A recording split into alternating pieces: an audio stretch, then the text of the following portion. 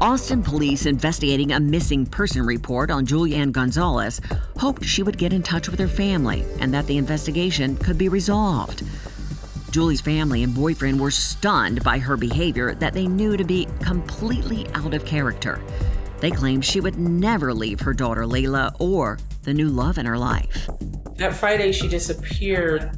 Aaron, her boyfriend at the time, received a text. Julie stated that she was sorry, but she needed to break up with him. And we were just as shocked when he told us about it because I knew how madly in love she was with Aaron. There was still a lot more elimination that had to be done before we actually focused on George. We had additional investigation to do. And it was imperative that we start eliminating people within Julie's circle of friends and family before we focused on any particular person. We still had to start at the beginning with everyone else. Julie's family continued to press the police to look into her disappearance since she wasn't responding to their texts or their calls. I spoke to my sister, to Sandra, Julie's mom. I spoke to my son, Michael. I spoke to my mother.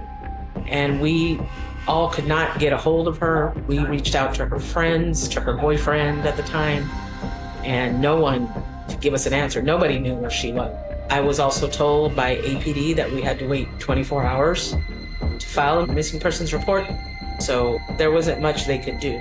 Their advice to us was just hope that she comes around or she shows up. So even though 24 hours hadn't passed, were police concerned about the way Julie left her daughter and family? After some time, of course, Julie hadn't returned. Certainly she would have returned for Layla, at least. And there was no signs of life activity either. This obviously became a concern, not only for the family, but for the missing persons unit involved in the investigation. Investigators met with Julie's new boyfriend, Aaron. He described the last time he had seen his girlfriend. Aaron told police that Julie had spent the night at his apartment and was there when he went to work. He hadn't seen her since that morning. I spoke to his foreman. They verified he was there. He was there all day. Aaron volunteered to take a polygraph, which he passed without any problems. And I knew that Julie was in love with Aaron. Investigators talked to everyone who had been in touch with Julie leading up to her disappearance. The interviews produced no new leads on her whereabouts. But then, police discovered activity on Julie's debit card the day she disappeared, and things heated up. When did the investigation take a turn? The investigation started building when we discovered that there had been some debit card transactions with Julie's debit card at a local Walmart in South Austin, and then 2 different McDonald's locations.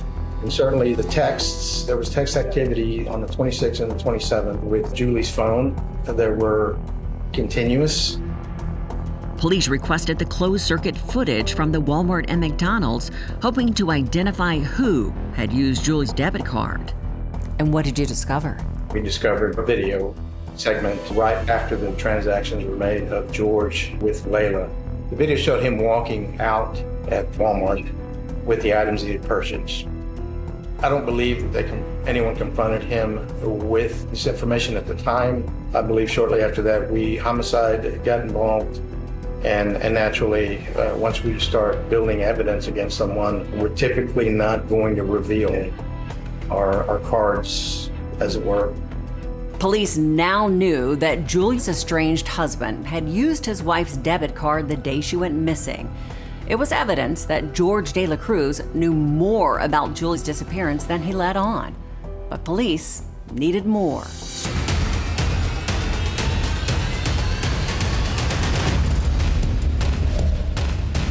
He was stalking her, and so we told her, please don't be alone with him.